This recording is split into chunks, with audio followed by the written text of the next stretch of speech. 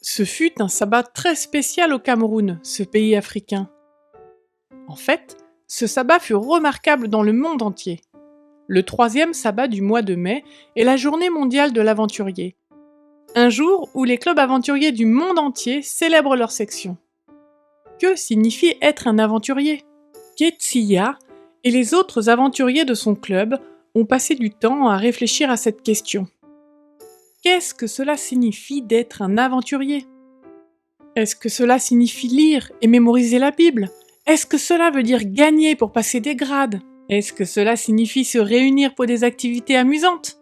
Ils étaient tous d'accord pour dire que c'était des activités importantes. Mais il y a autre chose de plus important. Ils ont tous compris et accepté qu'être un aventurier signifie aider les autres. Cela signifie aider ceux qui sont dans le besoin, tout comme Jésus le ferait s'il était sur terre aujourd'hui. C'est être les mains et les pieds de Jésus. Ketsia et ses amis ont décidé de célébrer la journée mondiale de l'aventurier en rendant visite à des enfants qui n'ont pas de parents. Le sabbat après-midi, Ketsia et 14 autres aventuriers sont allés à l'orphelinat avec un maître guide adulte. Les orphelins savaient que les aventuriers viendraient leur rendre visite et ils les ont accueillis avec un enthousiasme dans une grande salle de l'orphelinat.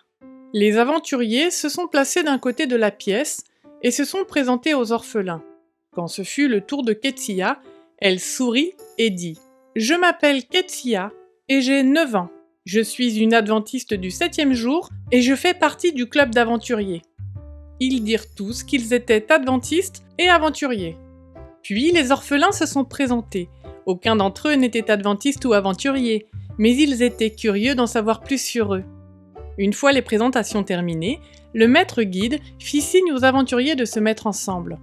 « Nous allons chanter quelques chansons », a-t-il déclaré.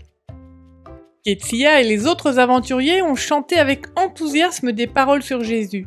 Ils ont tapé dans leurs mains pour certaines chansons et fait des gestes pour d'autres.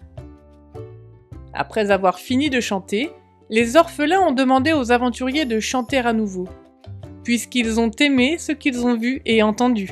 Les aventuriers chantent une fois de plus, et les orphelins les écoutent avec beaucoup d'attention et un sourire radieux.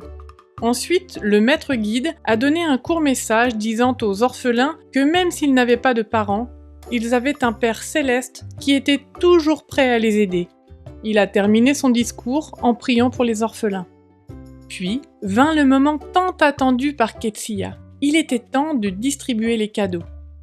Ketsia et les autres aventuriers apportèrent du savon pour les offrir. Les orphelins n'avaient pas de savon et ils devaient parfois prendre des bains et laver leurs vêtements sans en avoir. Ketsia tend 2 barres carrées de savon brun à une fillette de 6 ans. La petite fille a fait un grand sourire. Elle était si heureuse. « Merci !» s'exclame-t-elle en acceptant le cadeau. Lorsque Ketsia vit le sourire de la fillette et entendit sa gratitude, elle apprécia beaucoup. Elle était heureuse qu'avec les autres aventuriers, ils aient pu partager des chansons et du savon avec les orphelins. « C'était un sabbat extraordinaire », a déclaré Ketsia.